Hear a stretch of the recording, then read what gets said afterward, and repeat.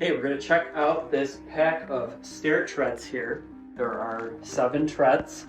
These have carpet on the front, and there's like a rubber backing on the back. You're just going to peel off the plastic. Right here, I have some wooden stairs. These get a little slippery when I'm going up and down. So I just wanted something simple just to pop on, get some tread on these stairs when I walk up and down. I already got one on. This just sticks down with the rubber.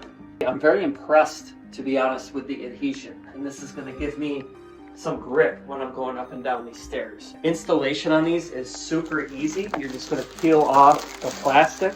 And you're just going to literally, you just line these up. Grips right back down.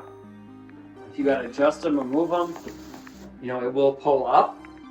But the installation is so super easy on these. Just put them down and they stay in place. You can see I'm trying to kick this around. These are staying, these aren't moving. All right, we almost got all these laid down, and like I said, installation is so simple. Just peel off the back plastic, line them up.